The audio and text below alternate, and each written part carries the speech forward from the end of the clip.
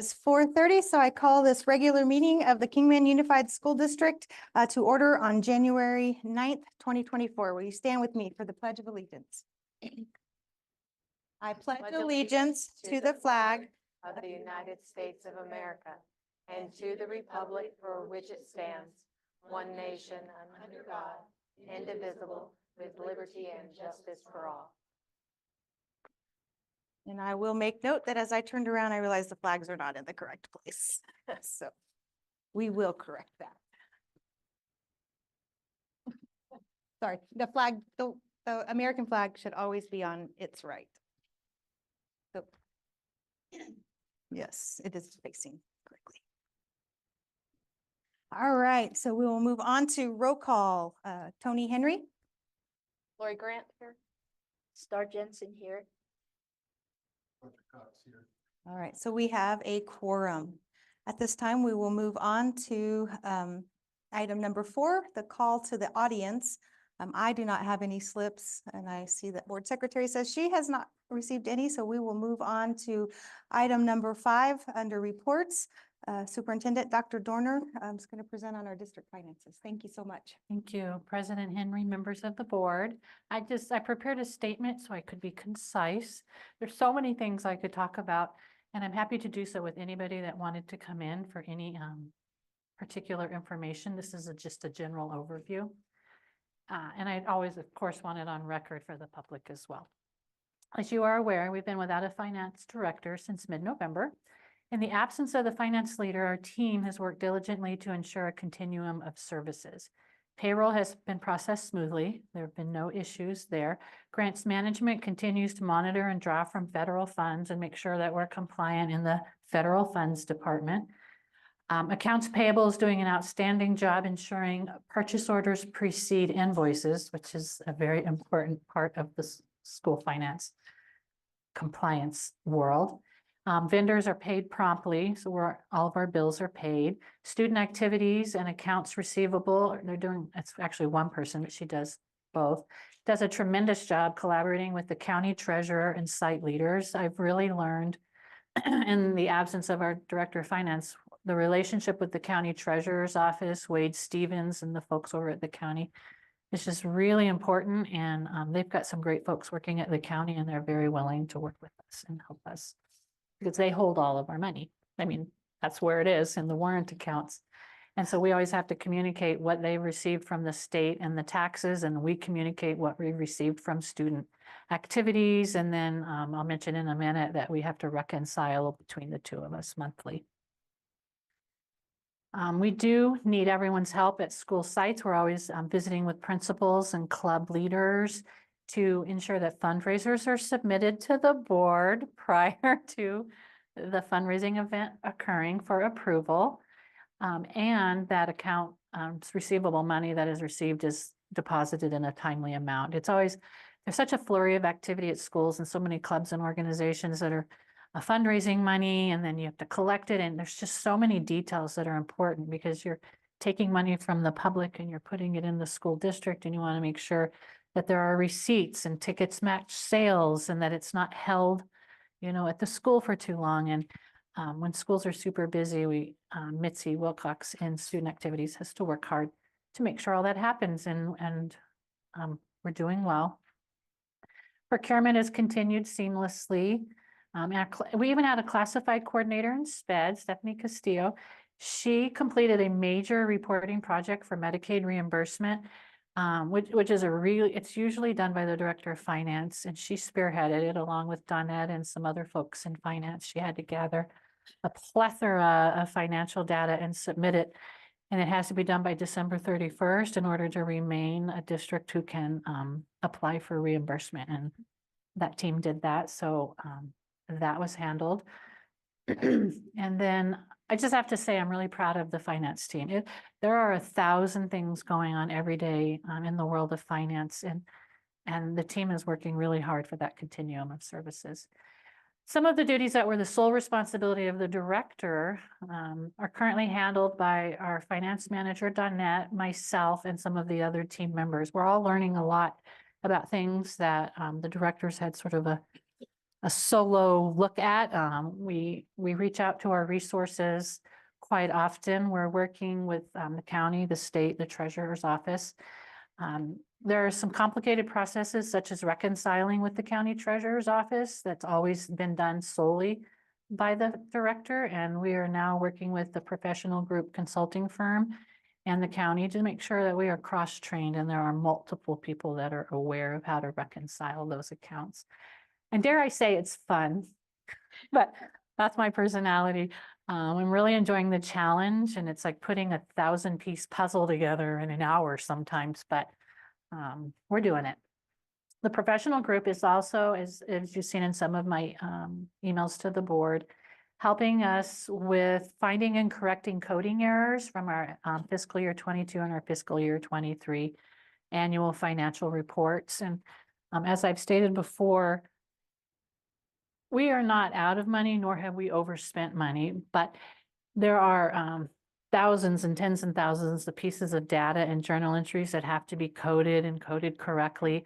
And when we had our energy management project a few years ago, it was a brand new venture, and there were some coding errors that sort of made us look like we were deficit spending. But with the help of the professional group, we resubmitted, as I've told you, FY22. Now we're at the mercy of waiting for the state to review it and then approve it. And then once that FY22 is approved, then they'll revisit our FY23, and then we'll know exactly where we are again.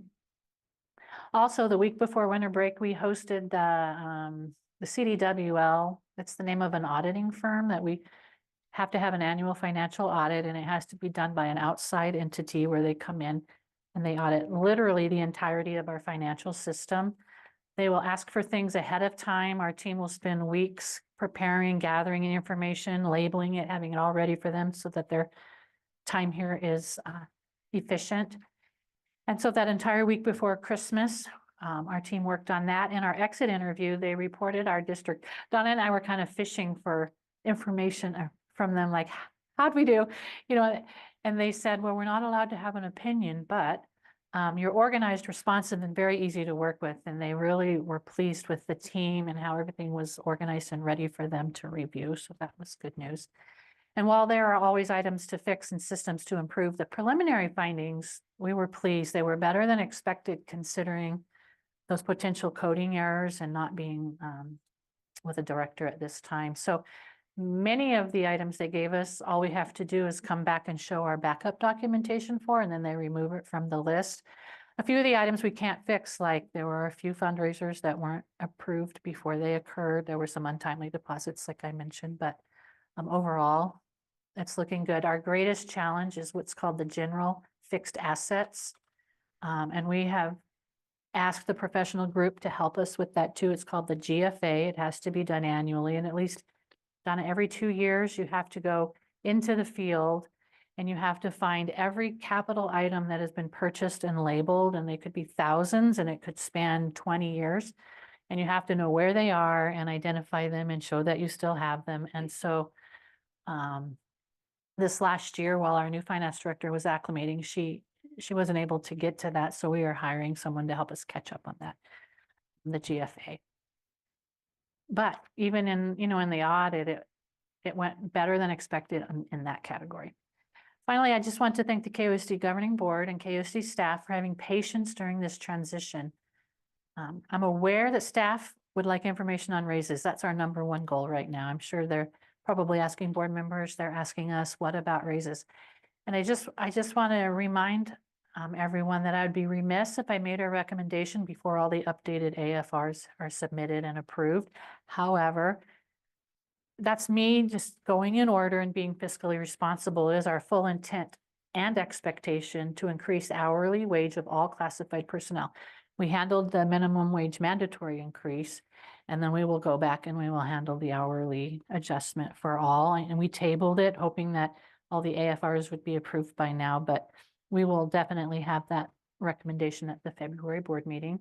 And then we will also make our recommendation on certified as well. So all sides of the employment spectrum on raises. And then we're also going to host a meet and confirm meeting for both groups, January 22nd and 23rd, just so representatives from every school can have a roundtable with us and make sure we're all on the same page as far as everything going on in the finance department. Totally transparent meetings. We don't keep anything from them ever. And then I will keep you posted as a board on these discussions and send an email to all stakeholders, similar to one I sent yesterday, I think I sent to KUSD all, and make sure everything's on the February agenda prior to contract season. Couple of other quick things. I want to thank Board President Henry for participating in the process for searching for a new finance director. It's really helpful to have a representative from the board on the committee. We did have several excellent interviews. We have extended an offer to someone who has accepted the offer. There's just paperwork and things that have to happen before that transition. So should be in full force by February. And then also a follow-up to a question that was asked in the December board meeting when Mrs. Woolsey was running it about preschools, and Jerry and Julie, our administrative assistant, did reach out and interact with 10 of the preschools in town, gave them the standards and expectations for kindergarten and opened that dialogue. So that was an excellent suggestion. And thank you, Jerry and Julie, for already following through on it. Oh, that's my board report. Thank you very much for that. There was, appreciated you answering several questions I had jotted here. I was just marking them off as you answered them. I will follow up also. I had asked the question about yellow being excluded from that question, and I know it seemed like a simple question, but Mrs. Woolsey did check in for that, and it's simply because they use only single syllable words in that test. So it was a simple answer, but so I appreciated her finding that answer also, and just letting me know that our questions are heard and they're willing to do the hard work and find those for us. So thank you very much for your report, Dr. Dorner. Are there any questions for following her report? We will look forward to meeting our new finance director and getting everything back into shape so we can make those decisions appropriately. Yes. To the February meeting, and we will all applaud and Cheer sing. her on. Yes. All right. So we will move on to item number 6, routine orders of business. Are there any items from the board that you would like to pull from the consent agenda? Any? All right, I will pull items G and I. And so is there a motion to accept the items with G and I pulled from the consent agenda? I'll make the motion to approve. We have a motion on the table. Is there a second? I'll second it. We have a second. All in favor? Aye. Any opposed? All right, so I pulled item G, which is the school fundraisers, because I just had a couple of questions on those. On Wallop High School, I noticed that all of the fundraisers were for buddy benches. And I was just wondering if we could get some more information for those. Hi.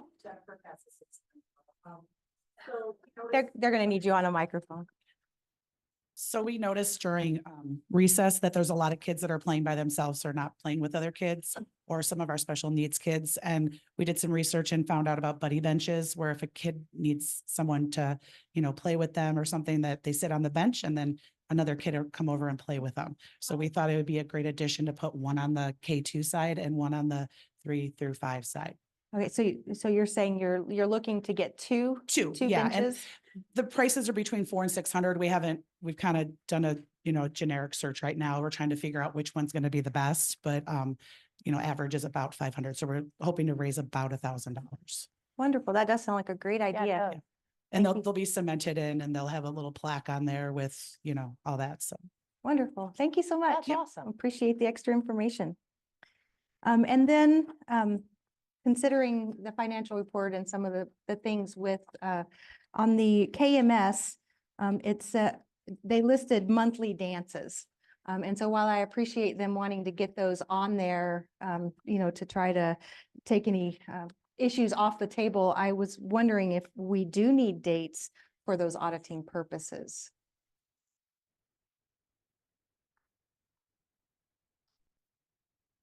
question is, if they put a monthly dance, do we need dates if the auditor were to pick? I just, I don't think so, but I want your opinion. I don't think so, as long as we can, if you would like, we could have them be more specific. Do you want like Well, exact dates or just like a January, February, March dance I or? think for me, I am okay with I very much appreciated their effort in listing that because they know that they want to have one every month. I am just wanting to make sure, Yeah. considering that that was basically two of our items listed had to do Mhm. with that, Yep. that we are doing that correctly. What the auditors do is they will pull student activities will make a deposit, let's say Kingman Middle will make a deposit for the proceeds from the dance, whichever organization is doing it.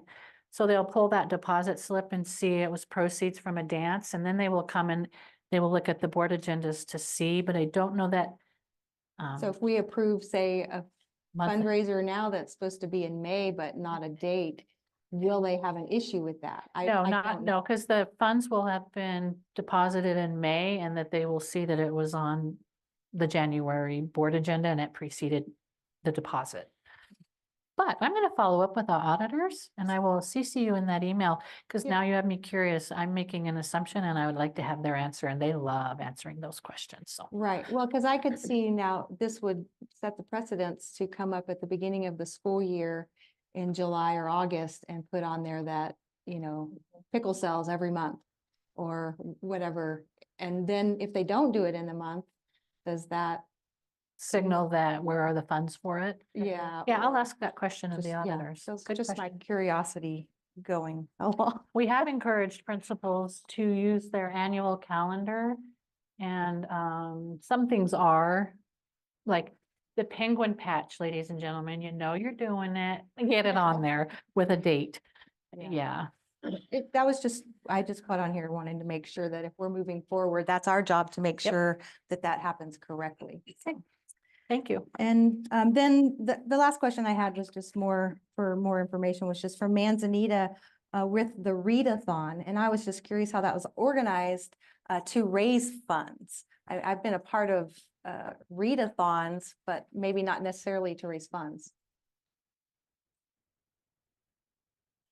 Our student council is organizing the readathon and I believe, honestly, I'll need to get more details about it, but I believe that parents or community donate funds based on how much reading the students are doing. So like 25 cents a book or whatever it is like that. yeah, Okay. I'll get you more information, but I believe that's how it works.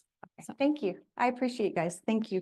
I love the fact that our schools are doing so much to help their clubs and their students to have extra things. And so we just do appreciate that. All right, so is there a motion then to accept item G, the school fundraisers? I'll make a motion to approve. Okay, we have a motion on the table. Is there a second? Second. We have a second. Any more questions? All in favor? Aye. Anyone opposed? Motion carries. And then item L. So in all honesty, I sent this one to Dr. Dorner first before I answered the question. Do you mean item I? Yes, Okay. I'm sorry, Thank you. This one is regarding to the travel for Mount Titum students to the Discovery Children's Museum. And I had a parent reach out to me who was asking the question about buses. And then they had said that they had been told by their elementary school that trips like that were having to be put on hold because there weren't enough drivers, that the upper grades were getting priority for sports trips. And the parents' question was, why do the upper grades get preference? And then maybe say Mount Timpton School got to schedule this, but their students aren't getting to have the same opportunities. And so I had, like I said, sent it into the district office for clarification, but because it was asked, I wanted to put it on the official record so the parents could get the same answers, because there could be more that were wondering the same thing. So I was just going to turn it over to you for that. Do we just sort of answer as I did in the email? Yes, please. So yeah, transportation is a Mrs. Woolsey is in charge of transportation, so you can jump in at any time, but I think I've got it. There's a nationwide driver shortage. That's a fact. And does that affect Kingman Unified? Absolutely. And does it essentially then affect possibility of student trips? It does. We would love to be able to say anybody can go anywhere at any time. There are some mitigating circumstances and a positive, for Mount Tipton and Black Mountain, for example, due to their more rural nature. Mount Tipton has its own bus. The driver is stationed out there. They can run their local routes morning and afternoon, and then that same bus is what would be used for this particular field trip in the middle of the day. It's sort of out of the fleet, if you will, of the massive amount of transportation that goes on in the Kingman area. And that's similar at Black Mountain. They have their own buses. So that's where the word guarantee comes in. You can not always guarantee, right, Mr. Brentingham? I mean, it's not 100% guaranteed, but there's a higher likelihood if he has something to do in the middle of the day, he'll be able to do that. Is that equitable? It's not. Do we love it? No. What happens in the city area, we have 65 drivers positions. We're currently down 10. What did I say in the email? We looked at the data. Back up. I think we were down. Yeah, we were down. We're always down drivers. We have drivers on FMLA, drivers who have some chronic illnesses, and we have a high turnover of drivers. So there's always a lot of open positions, and we always have drivers in training. So currently we have 12 drivers in training. We have 15 open positions. It's always a lot of moving mechanisms. So it is more difficult to guarantee trips in town. As far as the question about, are the upper grades preferred to the lower grades? Well, by nature of AIA sports and athletics, those seasons are scheduled for an entire season, the entire football season, the entire winter season, the entire spring baseball season, track season. And so that does reduce the availability of drivers to take trips and reduces our ability to guarantee a trip. One thing, and as long as we're talking about this publicly, and I hope there's a million people watching on the YouTube channel, we need trip drivers. Transportation has 4 trip driver positions where their sole responsibility is just to drive trips, such as the one that Mount Tipton's taking or an elementary might take, or athletic trips. And right now we're down to 1. And it's a tough job to drive a bus with kids. And because of our location, we're often going to Phoenix or, Flagstaff, all those places. And not all of the drivers want to do that. So we're searching for more trip drivers so that guarantee ratio can increase. People ready? She has a little bit of laryngitis. Yeah, sorry. I'm not sick. And then in town, we can always take people between 9 and 2. So Anywhere. any elementary wants to go anywhere, we can always do between 9 and 2. And Pretty much guaranteed that. right. And between 9 since and- Las Vegas is only 40 miles from Mount Tipton, they can actually do that in the middle of the day, just like the other elementaries in town. Thank you. That was my response. Yeah, the parent is correct in many ways, but it's not a preferred or take one over the other. It's about scheduling and drivers and they should always call on an individual case. Maybe there's also bad information that has been shared and we could say, no, of course we can do that trip. So we would always encourage principals to check in and parents. Thank you. Thank you. I actually do appreciate the clarification. And so I'm sure that the parents do also. All right, so would there be a motion to approve item I, the out-of-state travel for Mount Tipton? I'll make the motion. We have a motion on the table. Is there a second? Second. We have a second. Any more questions? All in favor? Aye. Anyone opposed? Motion carries. So that moves us to item number 7, the approval of donations. I think we all agree we love donations. I'll make the motion to approve. All right, we have a motion on the table. Is there a second? And a second. Are there any questions? Comments? All in favor? Aye. Anyone opposed? Motion carries. That moves us to item number 8, a possible action to engage the services of Diana Klein as an instructional coach at Surbat Elementary School as a leased employee through Educational Services Incorporated, ESI, for the 24-25 school year. President Henry and members of the board. As stated, Ms. Deanna Klein is currently an instructional coach with the district at Surbat Elementary School.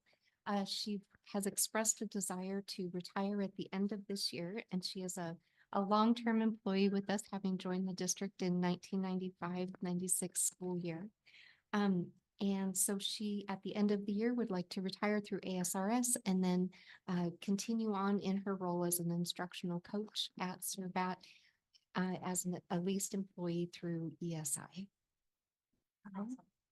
No, I think these are great opportunities for our staff that's longtime employees, so. I absolutely want to agree with that. I think it's awesome that we're able to set this precedent so that we're able to keep some of our really experienced staff here, and they are satisfied with continuing to work because they're continuing to earn an income that and not feed into a retirement system that they're not getting anything else back from. So I'm really glad that we're able to do this for them. All right, well, would either of you like to make that motion? I will make a motion. All right, we have the motion on the table. Is there a second? I'll second it. And a second. Any more questions or discussions? All in favor? Aye. Aye. Anyone opposed? Motion carries.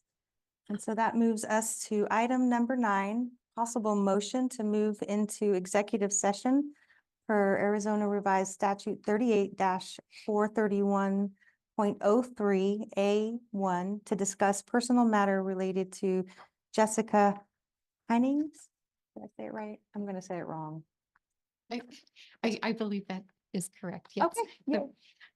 President Henry and members of the board, I did not receive notification from Ms. Heining that she was planning to be here tonight, nor did she express an interest for any part of the discussion to take place during the open portion of the meeting. So I think the board can choose to go into executive session or proceed with the staff recommendation. I believe that we received enough information in our confidential memos to make a determination.